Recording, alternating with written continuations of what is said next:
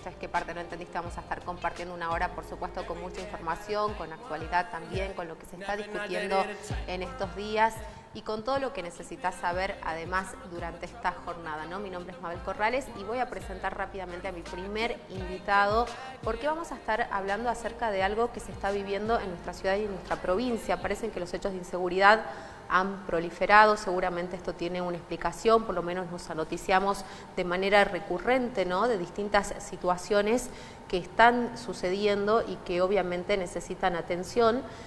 A nivel legislativo se está volviendo a hablar de equipar de alguna forma a la policía, pero no se atiende el problema de fondo, ¿no?, que es lo que está ocurriendo realmente detrás de todo esto para que existan estos detonantes, no solamente en nuestra ciudad, sino en toda la provincia, y seguramente se están replicando con fuerza también a lo largo y ancho del país. Está Claudio del Pla con nosotros, le damos la bienvenida. ¿Cómo estás, Claudio? ¿Qué tal? ¿Qué tal? Un gusto. Bueno, gracias por acompañarnos, por compartir esta jornada con nosotros y fundamentalmente por ayudarnos a entender, ¿no?, qué es lo que está ocurriendo y realmente cuáles son las medidas que se tienen que tomar, porque muchas veces hablamos en más cuestiones de represión, en cuestiones de, no sé, tener cárceles más grandes o directamente ni siquiera se piensa en eso y se hacina a todas las personas en un determinado lugar, pero ¿qué es lo que hay que analizar de este contexto y fundamentalmente de esta, quizás, este análisis muy ligero, ¿no?, de decir simplemente nos equipamos y ya está? Sí, creo que evidentemente hay un problema. El problema de la inseguridad es una de las mayores preocupaciones de la población porque hay problemas de inseguridad crecientes. Incluso hay delitos graves con armas de fuego cometidos por grupos mafiosos vinculados con el narcotráfico, no ya solo en la frontera, sino en la periferia, sí, o en los propios barrios de la ciudad de Salta. Es decir, que la preocupación está muy bien. Ahora, este parece un túnel del tiempo, porque cada vez que pasa una crisis de este tipo aparecen diputados. Yo me acuerdo, siendo yo diputado, el actual ministro de Gobierno, Jarzum, propuso lo mismo que ahora proponen los libertarios, 2 diputados libertarios que dicen lo que está faltando para resolver el tema de la inseguridad es darle una nueva arma a la policía, una pistola Taser. Y ya en aquel momento, y en reiteradas oportunidades, explicamos que estaban tirando la pelota afuera, digamos, estaban haciéndole creer a la población de que lo que le falta a la policía es un arma específica y que con ese arma salimos del problema de la inseguridad. Esto no es así. En primer lugar, hay que ir a las fuentes, es decir, el delito está asociado en buena medida al narcotráfico y en alguna manera a la extensión del consumo. El problema que tenemos en Salta es que no se quiere investigar cuáles son las razones por las cuales crece el narcotráfico en la provincia y también el consumo. Y esto tiene que ver con la implicancia de poderes del Estado con este delito. A lo largo de todos estos años, nosotros venimos interviniendo desde, qué sé yo, del Lineal Ledesma, del crimen famoso en la frontera, sí, claro, fue exactamente hace 30 años, claro. A ver, no, 20 años. 20 años. 20 años, 2006. Y en donde aparecía un crimen ejecutado por gente vinculada con el narcotráfico y el vínculo con un diputado de la Cámara de Diputados, que era uno de los jefes del clan, que era el diputado Aparicio. En aquel momento nosotros lo denunciamos y dijimos hay que desarmar el entramado de poderes políticos y narcotráfico porque ahí está la fuente de los principales casos de inseguridad. En estos 20 años, ¿la cosa mejoró o no? Empeoró. Si nosotros tenemos que cada vez que existe una ruta para investigar a funcionarios políticos o fuerzas de seguridad y todo lo demás, aparecen las trabas para la investigación, y donde hay condenas, las condenas, por ejemplo, de gendarmes, de policías vinculados con el narcotráfico, en un caso las hubo de jueces, pero no las hay sobre todo cuando aparece gente vinculada al Poder Ejecutivo, ¿sí? El caso del último secretario de Seguridad, que era el secretario de Seguridad del gobierno de Sáenz, desapareció de la escena, pero nunca se lo investigó, por ejemplo. Entonces, hay que ir a esa fuente, porque si no se va a esa fuente y el narcotráfico sigue pum para arriba y amparado por instituciones del Estado, los casos de inseguridad no se van a resolver. Eso es lo que hemos planteado nosotros desde el Partido Obrero, de nuestras bancadas, durante 20 años, ¿sí? La situación hoy sigue siendo esa. Por otra parte, hay un problema. La policía de Salta está muy cuestionada en su actividad profesional, digamos. Primero porque muchas veces aparece vinculada con el delito, Pero cuando la mandan a reprimir, ¿cómo usa las armas que tiene, las que ya tiene? Por ejemplo, durante la pandemia tuvimos 8 o 9 personas que perdieron uno de sus ojos por el accionar de la policía. ¿Cómo es que perdieron uno de sus ojos? Porque la policía tiró con escopetas de balas de goma de la cintura para arriba. ¿Sí?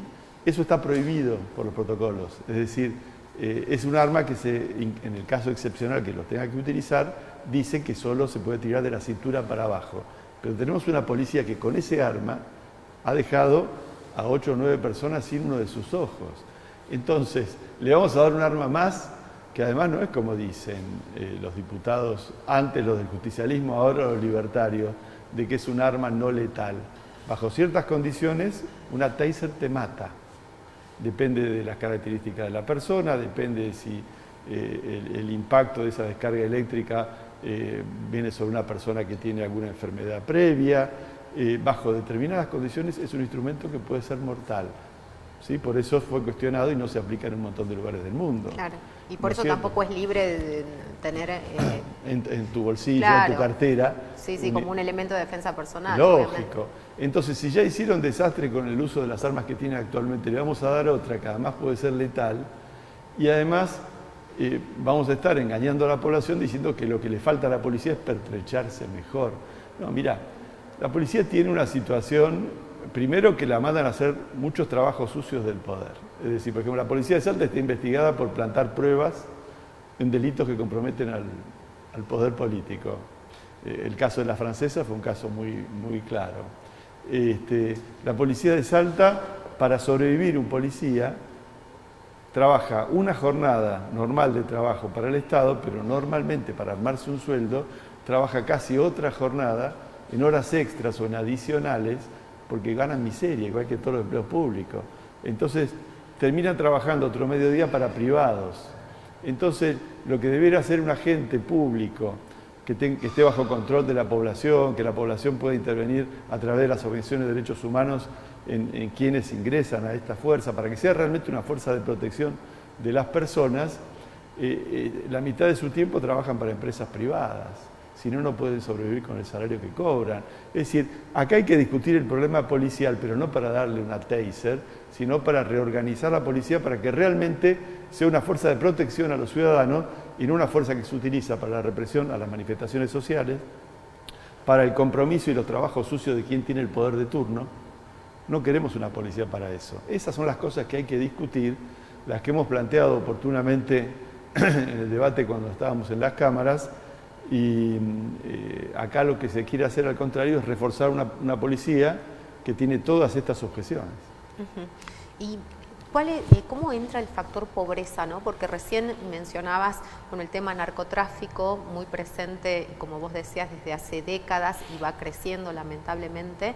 También esta problemática, ¿no?, en torno a la policía, la falta de capacitación, la falta de formación en derechos humanos, que es algo que se ha discutido y que se ha pedido también durante muchísimo tiempo. Pero además, ¿qué es lo que pasa con las situaciones de consumo y además con la pobreza tan arraigada que sigue creciendo más allá de los datos que nos pueda dar hoy el INDEC? Mira, dos cosas. Primero, rechazamos la idea de que el pobre por ser pobre esté asociado al delito. Es decir, la condición de ser pobre no te hace delincuente. Rechazamos esta idea. Ahora, ¿cómo se vincula una cosa con la otra? Por ejemplo, los famosos soldaditos, que son el último eslabón del narcotraficante, el adolescente que cooptan en un barrio a veces porque le dan droga a cambio para que distribuya la droga. Si hay una extrema pobreza, los narcotraficantes van a tener una inmensa cantidad de mano de obra disponible, digamos, de jóvenes disponibles para integrarlos a esto. Por eso, ¿qué pasó en estos años? Cuando se produjo el cambio y la policía de la provincia y la justicia provincial abordó el tema del microtráfico, que antes lo hacía la Policía Federal, claro. Yo advertí en la Cámara de Diputados que iban a llenar cárceles completas, pero que iba a seguir habiendo... Sí, claro, con los últimos eslabones de mano de obra disponible. Y si vos ves hoy, seguramente un análisis de la estadística de los que están presos, vas a encontrar que una mayoría son, digamos, los perejiles, el último eslabón de la distribución de droga, que lo meten preso a uno y al día siguiente el narcotraficante tiene 10 que pueden reemplazarlo. Entonces, la pobreza aquí sí claramente está asociada porque empuja, digamos, a una cantidad de jóvenes sin porvenir y con una pobreza extrema a que terminen siendo los soldaditos del narcotráfico. Eso es así. Bueno, la verdad que lamentable el panorama, sobre todo porque creo que hay mucha gente, como vos decís, trabajadora, que intenta salir adelante con escasos recursos. La gente la está pasando muy mal, ¿no? También eso hay que mencionarlo. Son muy pocas las posibilidades de trabajo real, ni hablar de un trabajo, no sé, que sea con todas las condiciones de la ley, que esté en blanco, ¿no? No, absolutamente, porque 53% de trabajo en negro en la provincia de Salta. Las estadísticas de desocupación en los jóvenes hasta 30 años duplican o más la estadística del resto de los sectores, así que las chances de que un joven consiga un buen trabajo son muy difíciles. Y bueno, el ajuste que se está aplicando con Sáenz, con Milei, que produce este desastre social y ninguna perspectiva de salida, porque no es un sacrificio para salir adelante. Hoy estamos viendo que después de un ajuste sin precedente, como dice Milei, el ajuste más grande de la historia, la Argentina no encontró un camino de salida. Destrucción de fuerzas productivas, parálisis de la obra pública, degradación de la salud, desfinanciamiento de la universidad, 50% de fondos menos al PAMI. Entonces, esto además de injusto, es un fracaso. Y es el fracaso de toda la política gobernante, no solo de Milei, sino de todos los que le permitieron llegar hasta acá, y están creando una situación social completamente explosiva. Y se vio la marcha del martes tan multitudinaria por la universidad a lo largo y ancho del país, creo que concentró toda la oposición a un régimen que no va más.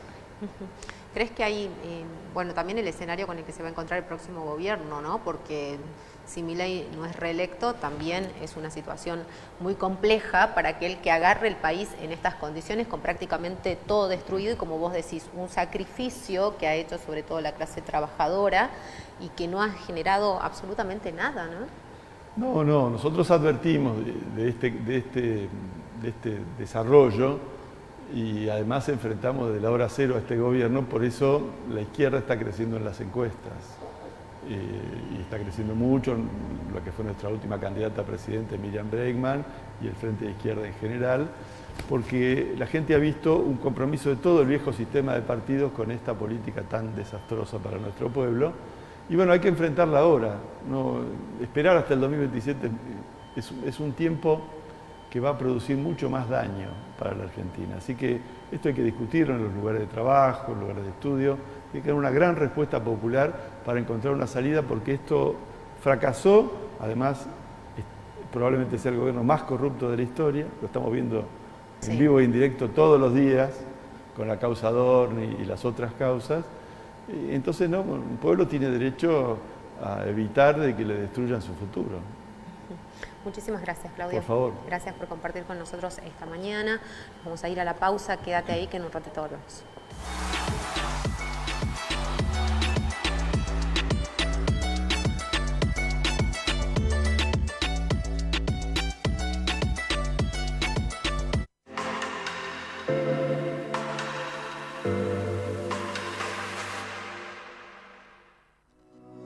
Desde hace más de medio siglo, el Consejo Profesional de Agrimensores, Ingenieros y Profesiones Afines contribuye al desarrollo de la seguridad pública de Salta, matriculando más de 200 profesiones. Consulte en www.copaipa.org.ar. Invierta en su seguridad. Contrate profesionales matriculados. Copaipa. Confianza. Excelencia. Seguridad. General Güemes 529. Teléfono 387-421-4007. Copaipa. Profesionales para el crecimiento de Salta. Los viernes pasa algo distinto. De 4 a 6 de la tarde, prendete a Corte por el canal de YouTube de la Facu y Express. Tenemos noticias, lo último del arte y la cultura sin vueltas. Cultura, lo que se está creando acá y ahora.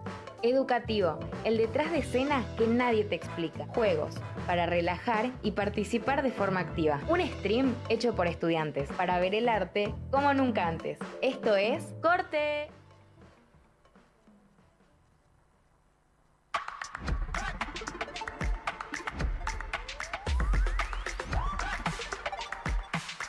Now Express es TV en vivo y contenido on demand. Es la mejor programación. Mira TV en vivo, pausa, volvé al inicio y reviví programas ya emitidos. Disfruta donde quieras, en tu teléfono, tablet, notebook y Smart TV. Estrenos imperdibles, serie para maratonear, con temporadas completas. Now Express es TV en vivo y contenido on demand. Es un servicio de Express Telecomunicaciones.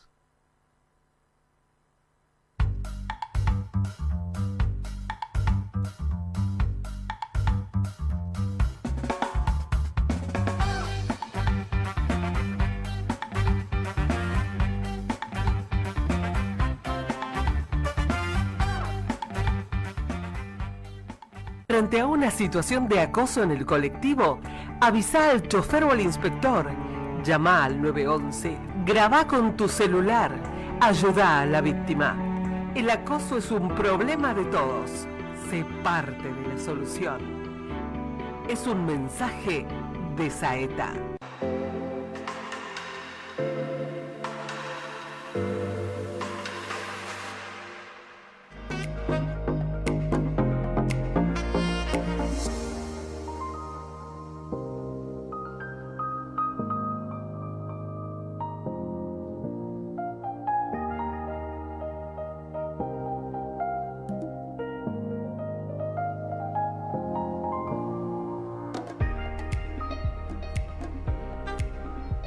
En este caso con la doctora Ana Inés Rosa, porque lamentablemente hay muchos profesionales que están hoy en día protestando por una situación particular, una caja que se ha formado aparentemente sin la consulta, sin el interés o la participación necesaria de estos profesionales. Estamos hablando de la caja que aglutina tanto a profesionales que son licenciados en nutrición como aquellos que son licenciados en trabajo social, ¿no? Y esto les está generando también ciertos problemas económicos y una deuda que ellos no pensaban tener, y por eso obviamente no solo se están manifestando, sino que ya han pedido el asesoramiento y el asesoramiento legal justamente para tener otras herramientas en torno a esto, ¿no? ¿Cómo está, doctora? ¿Qué tal? Buen día. ¿Qué tal, Mabel? ¿Cómo estás? Buen día. Bien, bien. Muchas gracias por atendernos en esta jornada. Bueno, particularmente para contarle a nuestra audiencia también qué es lo que está ocurriendo en torno a esto y por qué además se está trabajando, intentando, ¿no?, que los legisladores presten atención a esta circunstancia que desde hace poco más de un año, ¿no?, ya están viviendo justamente estos profesionales. Exactamente. Esto, la consulta llegó a mi oficina en noviembre del año pasado, donde un grupo de 420 profesionales de trabajo social y nutrición manifestaron su preocupación por las deudas millonarias ya en ese entonces que se les estaban acumulando por una afiliación forzosa a la Caja Interprofesional de Seguridad Social. La primera medida que nosotros tomamos fue intentar dialogar con la caja para tratar de arribar a un acuerdo conjunto, que es lo que nos parecía lo más adecuado. Llamamos a una mediación que fue de las más numerosas convocadas en la provincia, con 420 solicitantes. La caja no accedió a tener diálogo con nosotros y se cerró sin acuerdo. En ese momento, cuando vimos que todas las líneas de comunicación con la caja estaban cerradas, iniciamos la vía legislativa, dialogando con numerosos senadores y diputados, hasta que un senador, que es el senador Enrique Cornejo, senador por la localidad de General Güemes, escuchó nuestro reclamo y se puso a trabajar en un proyecto de ley para poder dar una solución definitiva al sector. Los afiliados a la caja que están sin pagar todavía adeudan a hoy más de 2 millones de pesos, eso sin contar intereses, solamente capital.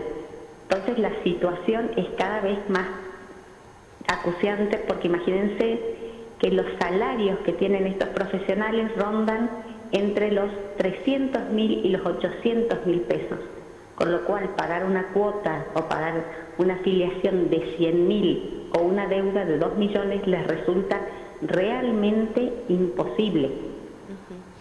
Doctora, ¿y cómo surge este proceso? Porque ellas manifiestan, bueno, son muchas mujeres generalmente, ¿no?, que están dedicadas a esta profesión, obviamente también hay hombres, pero en su mayoría, o un gran número son mujeres, que esto ha sido inconsulto, que esta obligación, digamos, de aporte y esta conformación de la caja no se ha discutido efectivamente con el sector al cual se suponía iba a representar o al cual de alguna manera iba a ayudar a posteriori, ¿no? Entonces, también vemos este desbalance, digamos, entre el Poder Legislativo y obviamente los proyectos que se impulsan y que se concretan, ¿no?, y que terminan además generando un perjuicio en este caso. Efectivamente, tal como vos sostenés, Mabel, la gran mayoría son mujeres, y no solo mujeres, sino sostén único del hogar. O sea que con el ingreso que obtienen de la profesión tienen que sostener a toda una familia. Cuando, por lo que ellas me comentaron, cuando se creó la propuesta de la caja, se hizo una encuesta vía WhatsApp, estábamos en época de pandemia, y en esta encuesta se manifestó que la afiliación iba a ser desde un principio voluntaria y con un aporte muchísimo menor, entre 30 y 35.000 pesos. En este entendimiento no les pareció una mala idea que se creara la caja y que se sancionara la ley. Nunca pudieron conocer el texto de la ley, nunca pudieron conocer los alcances de la ley. ¿Cuándo ellas conocen la ley? Cuando se sanciona y empiezan a recibir las intimaciones de pago de la caja. El proyecto nunca se compartió con los matriculados, nunca se discutió con los matriculados, ni tampoco dentro de las comisiones legislativas se llamó a representantes de los matriculados para ponerlos en conocimiento y hacerlos partícipes de este diálogo como se está haciendo ahora. Como ustedes bien sabrán, la legislatura no solamente ha convocado a los autoconvocados, que son los que represento, sino que también convocó a la caja interprofesional. O sea, en este momento y en esta instancia sí se está dando la escucha de ambas partes del mismo sector. No fue así en la sanción pasada. Claro. Bueno, ¿y qué va a pasar con esta deuda? Porque, digo, acá la situación hasta ahora sigue siendo la misma, estas deudas que siguen creciendo, que generan interés y que obviamente mes a mes se van acumulando y acrecentando aún más. Y por otro lado, esta necesidad de que la afiliación sea voluntaria, ¿no? ¿Esto se podría llevar adelante? ¿Se va a poder sostener esta caja que se ha creado o se pone ya también en duda que pueda seguir funcionando, que pueda seguir teniendo su vida institucional? En esta caja particular sí se puede. Hago esta aclaración porque este proyecto de ley no se podría traspolar de ninguna manera a otras cajas profesionales. ¿Por qué? Porque esta caja en particular no tiene todavía ningún beneficio otorgado. Al no tener ningún beneficio otorgado, se puede modificar la construcción de la caja. Y sí resultaría sustentable y sostenible en el tiempo con la nueva modalidad que es el aporte particular de cada uno de los afiliados a una cuenta propia, que sería voluntario.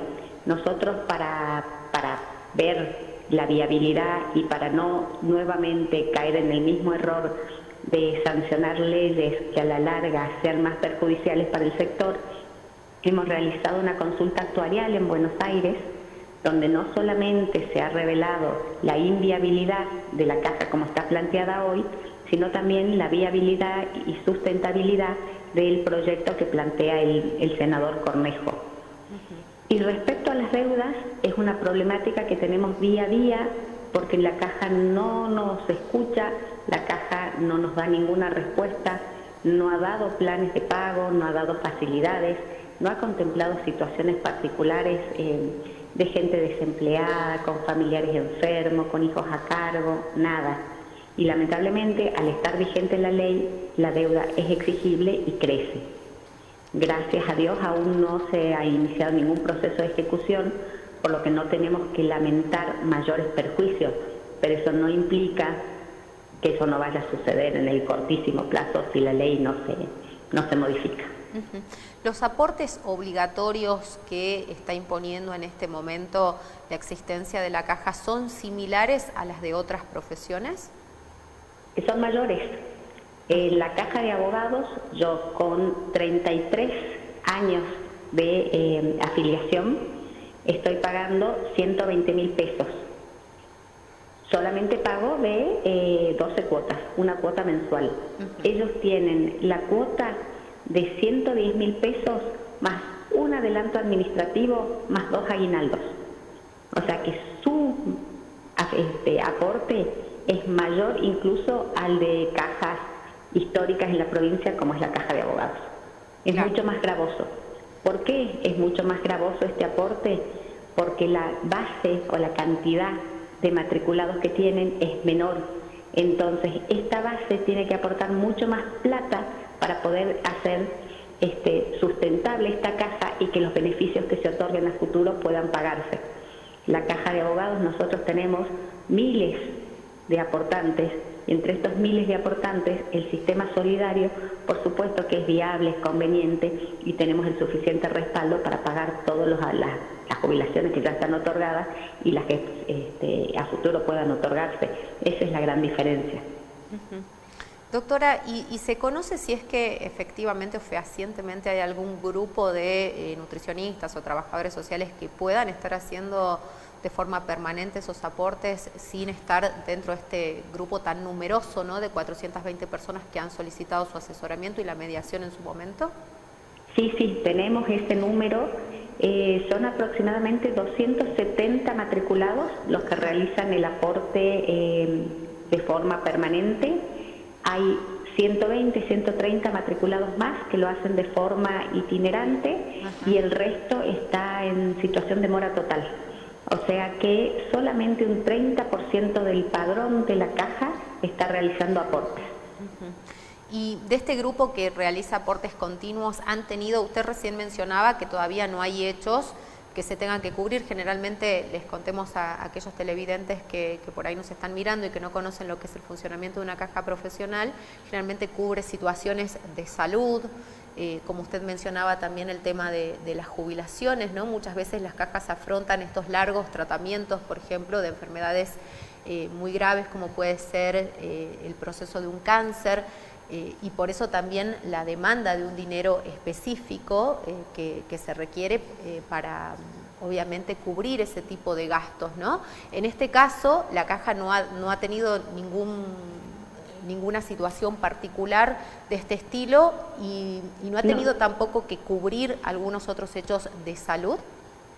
No, por dos motivos.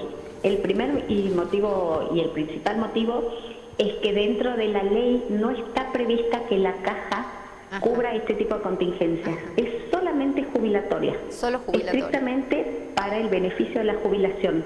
Los otros beneficios asistenciales que en general cubren las restantes cajas que hacen las veces de un ente de seguridad social no los cubre esta ley. Y beneficios jubilatorios está previsto que recién a partir del 5º año se empiecen a otorgar. Nosotros estamos en el 2º, así que tenemos una ventanita de 3 años más sin que la caja tenga que otorgar ningún beneficio. Otra consulta, doctora, en relación a estas temáticas, ¿hay situaciones que se hayan planteado así en el país que sienten jurisprudencia? Hay numerosos reclamos en todas las provincias por la inviabilidad de las cajas profesionales al día de hoy. Cada provincia la está tratando de acuerdo a las necesidades propias del sector. Hay proyectos en Entre Ríos, hay proyectos en Buenos Aires, hay proyectos en Córdoba. Hay un grupo de profesionales del derecho que estamos abocados a tratar de dar solución a esta problemática. Entendemos que la derogación por la derogación misma no es una solución, sino que lo que hay que hacer es una modernización del sistema para que siga siendo sustentable y siga siendo viable. Pero sí, es una movida a nivel nacional. Claro, bueno, para prestarle atención y sobre todo porque también hay niveles de morosidad en cajas que son tradicionales y que obviamente están seguramente ligadas con el contexto económico, ¿no? Es que vos imaginate, Mabel, vos tenés un aporte a la caja de 100.000 pesos sobre un sueldo de 400, no podés, o vivís o pagás, claro. Y no hay manera. Entonces es como la última necesidad el pago de la caja, porque la gente hoy no vive con los ingresos que tiene. Ese es el problema de fondo y el problema de base, y ese es el problema particular de nuestro sector, el escaso nivel de ingresos, la cuota alta o la afiliación alta que requiere la caja. ¿Y sabés lo que está provocando? La baja en las matrículas. Hemos consultado a ambos colegios, tanto nutrición como trabajo social. Desde que empezaron las intimaciones de la caja a la fecha, hay más de 50 pedidos de baja de matrícula. Claro, tremendo. Es tremendo, porque hay gente que se queda sin una fuente de ingreso porque no puede sostenerla.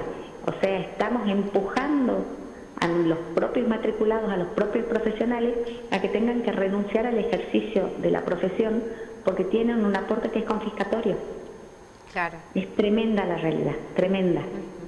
Totalmente. Bueno, esperemos que esto se solucione. Entonces, yo sé que hoy está previsto que también vayan los autoconvocados a la legislatura provincial.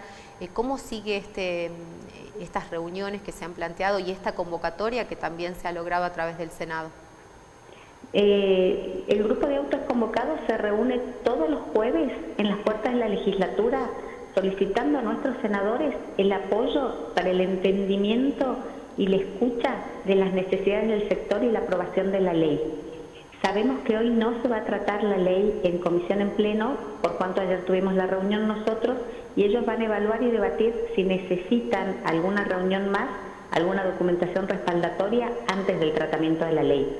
Hasta ahora es solamente reunirse todos los jueves para pedir el apoyo y la comprensión, pero todavía no hay fecha de tratamiento de la ley.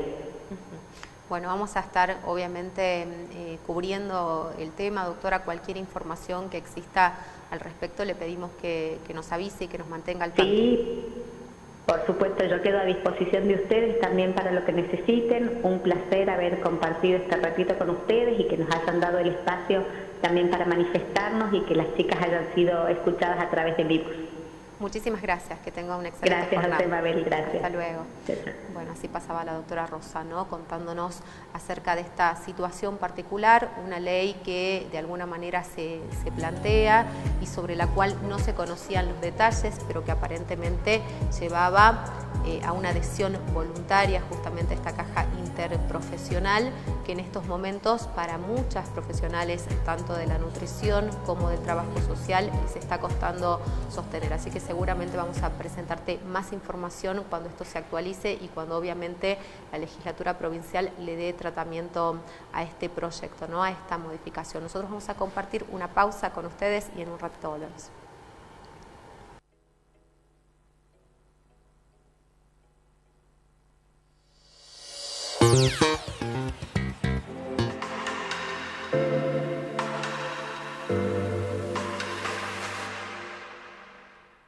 ¿Sos plomero, electricista, técnico, paseador de perros o tenés otro oficio? Llegó La Buralla, una nueva forma de conseguir clientes. Si querés potenciar tu trabajo, ahora podés mostrarte y generar más oportunidades de forma simple y rápida. Inscribite por WhatsApp al 3875 45 56 82. Completa tus datos, validamos tu perfil y empezás a recibir pedidos. Cuando alguien necesite tu servicio, te escribe y listo. Después de cada trabajo, podrán calificarte para que otros te elijan con confianza. Laburá ya, todo por WhatsApp, gratis, sin comisiones ni intermediarios. Sumate hoy al 3875 45 56 82. Municipalidad de Salta.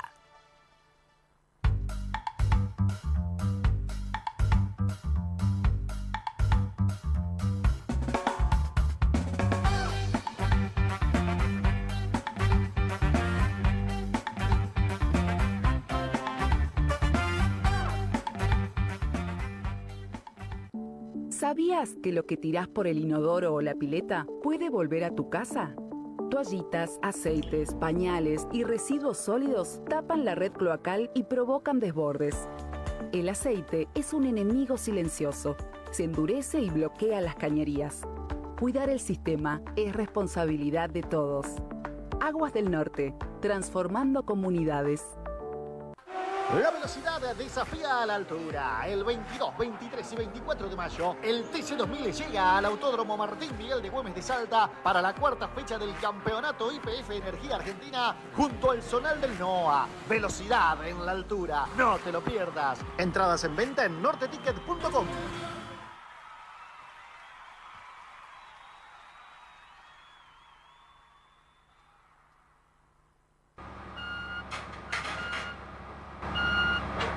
¿Te resulta familiar este sonido?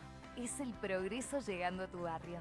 Esa calle, antes de ser pavimentada, fue una idea que se debatió aquí, en el Consejo Deliberante, donde las necesidades de tu barrio encuentran una solución.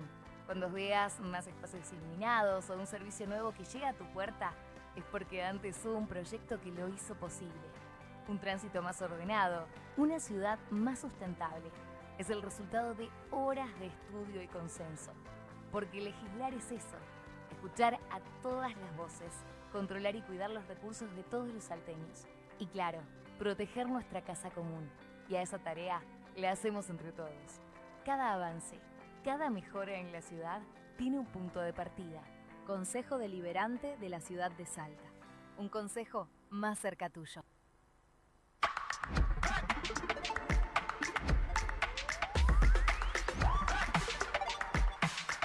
Now Express es TV en vivo y contenido on demand. Es la mejor programación. Mira TV en vivo, pausa, volvé al inicio y reviví programas ya emitidos. Disfruta donde quieras, en tu teléfono, tablet, notebook y Smart TV. Estrenos imperdibles, serie para maratonear, con temporadas completas. Now Express es TV en vivo y contenido on demand. Es un servicio de Express Telecomunicaciones.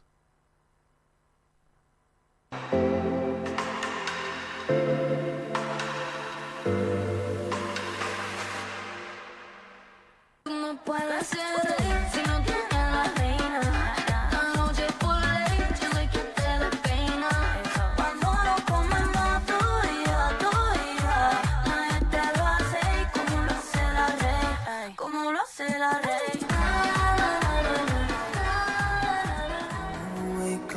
Continuamos acompañándote y por supuesto yo tengo recomendaciones para hacerte. En este caso, si lo que querés hacer es crecer a través de tus redes sociales, comunícate con la gente de cnmarketing.salta. Ahí vas a tener toda la información, todo lo que tenés que chequear, no solamente para hacer crecer tu marca, tu comercio, sino también tu identidad como profesional, ¿no? Así que a un solo clic vas a tener todo lo que necesitas proyectar y por supuesto también te recomiendo que si querés estar bien informado, bien informada, lo que tenés que hacer es ingresar a este portal informativo www.saltalinstante.com. Ahí vas a tener toda la data en el orden nacional, local, internacional y por supuesto lo que va ocurriendo a lo largo de toda la jornada, ¿no?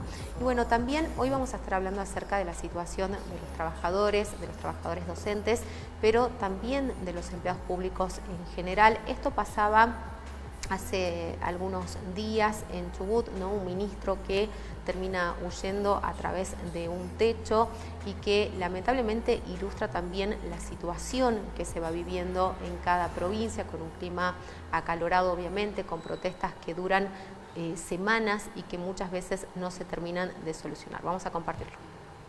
¡Mira cómo te están sacando! ¡No tenés vergüenza, puta!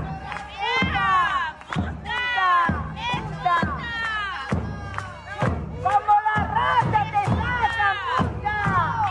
¡Como la rata te sacan! ¡Por el techo! ¡Está saliendo por el techo! ¡Está saliendo por el techo como la rata! ¡Rata! ¡Rata del banal! ¡Rata!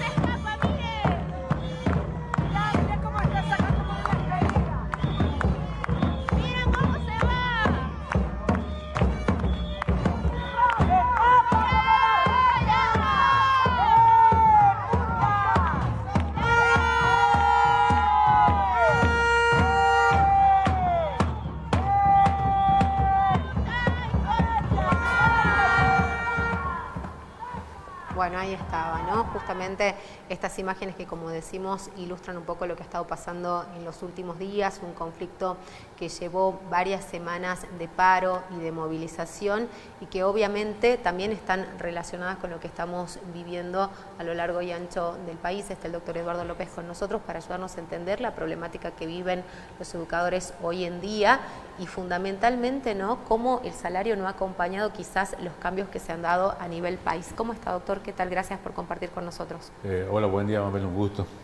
Bueno, ¿qué es lo que está ocurriendo efectivamente? Porque hay provincias donde vemos mayor pasividad, sin embargo la situación es grave en términos salariales, en términos de condiciones laborales, ¿no? Y en la crisis en educación que se ve en muchos sentidos. Semanas atrás estábamos todos muy consternados por lo que pasaba con las amenazas en las instituciones educativas también. Esto habla además acerca del vaciamiento que se ha dado a lo largo de décadas en torno a lo que son los gabinetes psicopedagógicos y a problemáticas que se presentan además afuera de la institución escolar, ¿no? Pero ¿qué es lo que está pasando realmente y que vemos que se agrava, ¿no?, y que tiene focos de explosión en distintos lugares? Sí, bueno, realmente hay una situación grave a nivel país, ¿no? Con respecto a los docentes, también los docentes universitarios que ayer marcharon.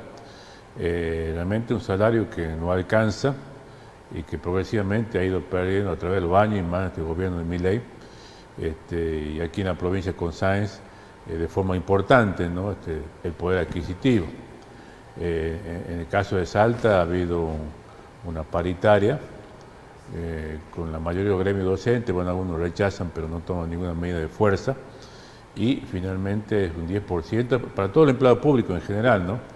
10% a junio, ¿no? Es decir, cuando cobren el mes de julio, los primeros días de julio, máximo un 10%, 2% aproximadamente cada mes, un 2% sería ahora cuando cobren el mes, ahora en junio, o sea, con el sueldo de mayo, y evidentemente estamos hablando de un 2%, no del mes anterior, sino estamos hablando de un 2% de el mes a valores del mes de diciembre del 2025. Esto es insuficiente realmente porque cualquiera que todos somos consumidores, vamos al supermercado y nos damos con que hay aumentos de precios importantes, la leche, demás. Todos los días o todas las semanas van aumentando el precio de forma importante, más allá que después el gobierno Milei mienta con el INDEC diciendo que es un 2, el mes pasado fue un 3,4%, con todo el escándalo que había habido con el INDEC en su momento, ¿no? Que sí. Fue removido, Marco Labaña renunció, porque tampoco quisieron aplicar un nuevo índice que mostraría más la realidad del aumento de precio. Entonces, aún así, los aumentos que tiene los docentes en general y el empleo público en la provincia de Salta, por ejemplo, son inferiores a la inflación falsa que informa el INDEC de Milei, ¿no?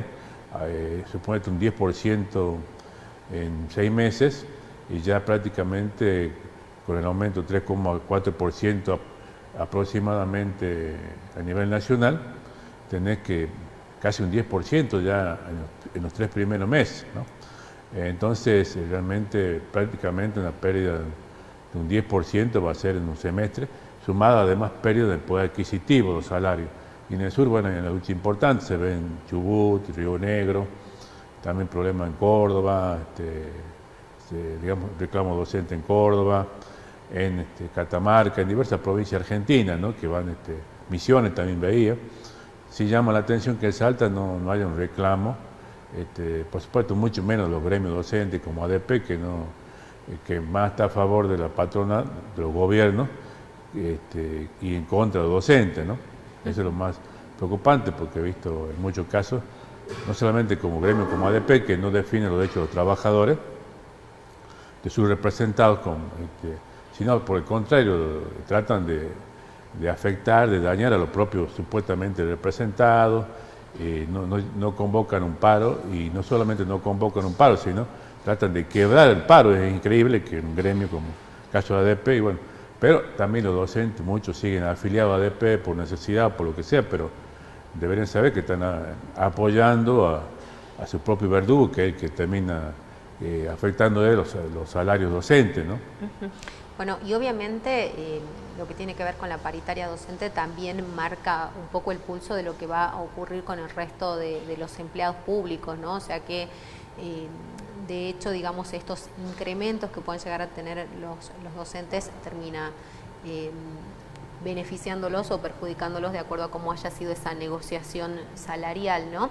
Doctor, el incremento en servicios, cuando lo escuchaba desarrollar el tema de lo que es la canasta alimentaria básicamente, y que todos aquellos que vamos a un súper a consumir y que necesitamos comprar las cosas que utilizamos en lo cotidiano, observamos, se da con muchísima más fuerza en los servicios, ¿no? Fundamentalmente creo que eso también ha empujado esta canasta básica total, digamos, en relación a los costos y a cómo se ha depreciado el salario. Obviamente el docente no deja de sentir esto, y me gustaría que usted me cuente en su experiencia también como docente, si es que observa que compañeros o que gente allegada tenga que hacer otras tareas por fuera de la docencia para poder sostener su vida, ¿no? O muchos incluso refieren que han recortado sus gastos, que tuvieron que dar de baja servicios, que quizás aquel que podía pagar, no sé, un mejor servicio de telefonía ha tenido que reducir su plan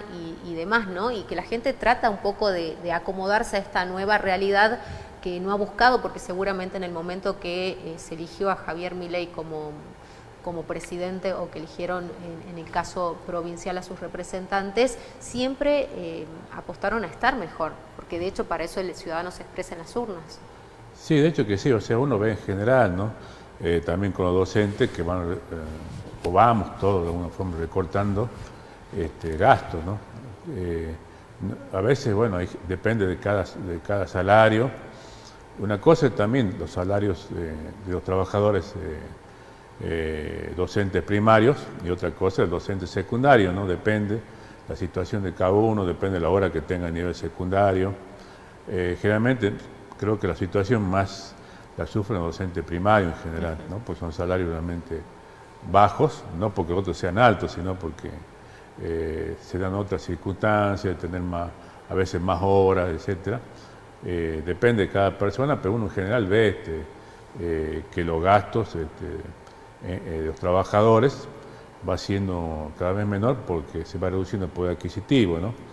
Aparte, seguramente que hay muchos docentes que se sostienen con deudas, es decir, contrayendo deudas con la tarjeta de crédito para llegar a fin de mes, ¿no? Y esto también se revela en la mora que informa el Banco Central y en las instituciones digamos, financieras en general, ¿no?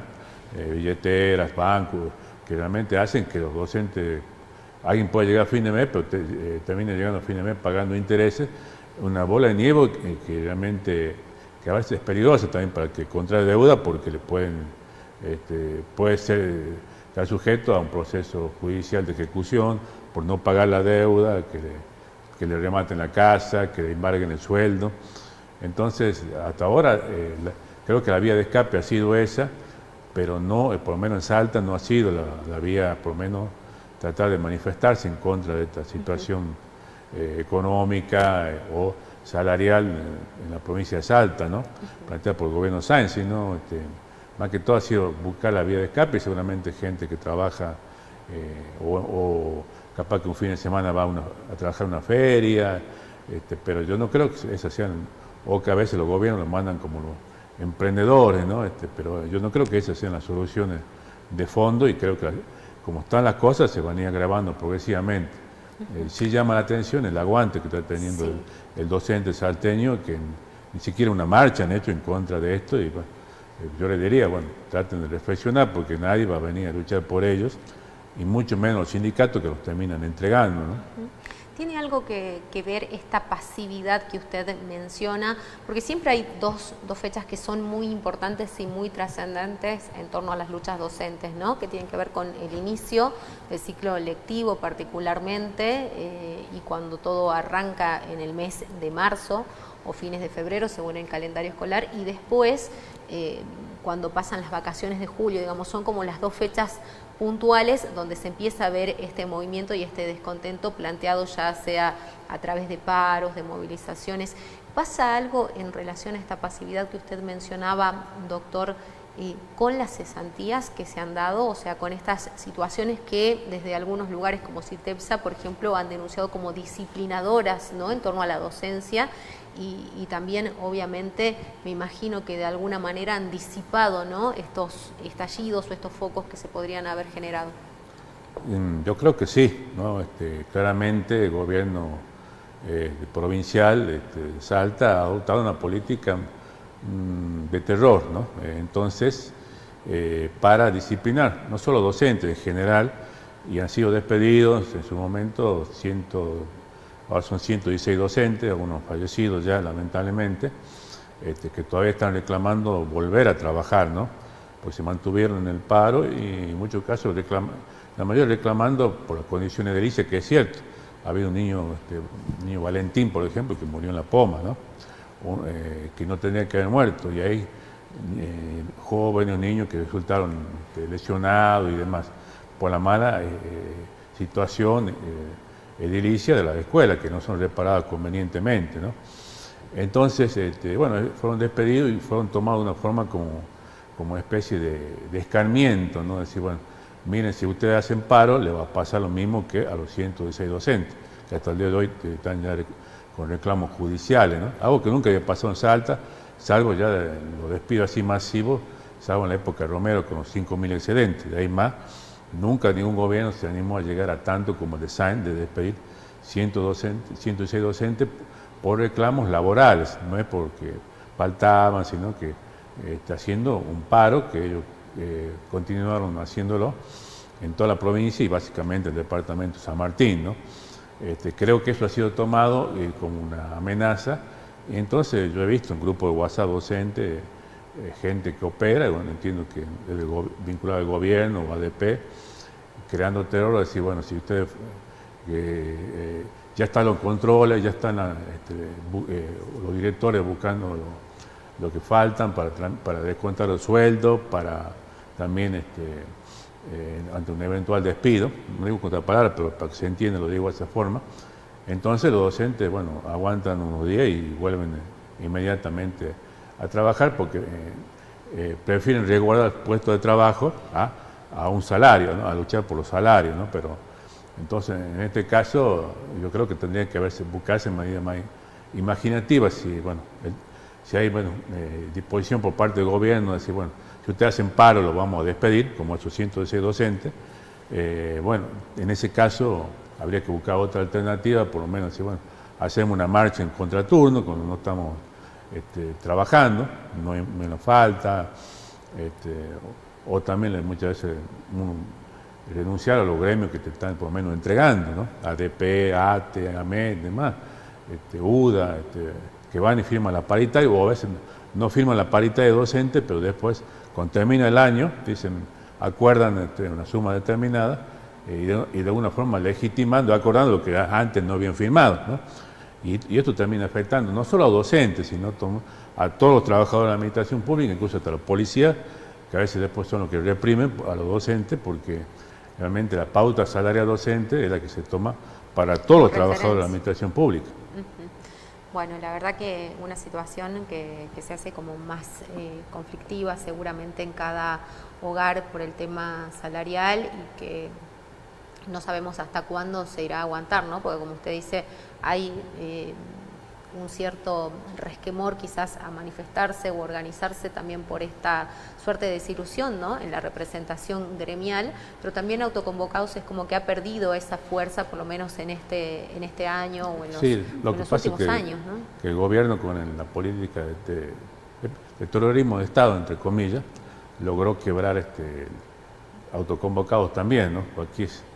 Porque evidentemente alguien puede convocar autoconvocados, pero si prevalece el terror a perder el trabajo, que es lo que hace el gobierno, en el caso de Sáenz, ningún gobierno anterior lo había hecho, bueno, todo reclamo, toda lucha termina, lamentablemente finaliza cuando comienza el temor y se acabó el paro, el reclamo y demás, ¿no? Aparte de política de terrorismo, en muchos casos a nivel de institución, de amenazas, de persecuciones que siempre pasan, pero bueno, veremos hasta dónde aguantan, no solo docentes, trabajadores en general, porque bueno, la provincia de Salta para seguir con esta situación, contrajo un préstamo importante con la Nación, algo que le tendrían que dar, lo terminó pidiendo prestado, ¿no? Y lo mismo hacen los docentes, pidiendo prestado a los bancos para aguantar todo el mes. El tema hasta dónde se puede aguantar con el ajuste eterno que está planteando el gobierno de Milei y que los gobernadores, como saben, le siguen el juego, ¿no? Bueno, queda planteado la problemática, obviamente, para que también nuestros televidentes puedan analizar y puedan sacar sus propias conclusiones en sus hogares. Muchísimas gracias, doctor. No, muchas gracias a vos, gracias un gusto. por compartir esta mañana con nosotros. Nos vamos a empezar a despedir. Te agradecemos, por supuesto, que hayas estado del otro lado y te recordamos que la cita siempre es aquí. Chau, chau.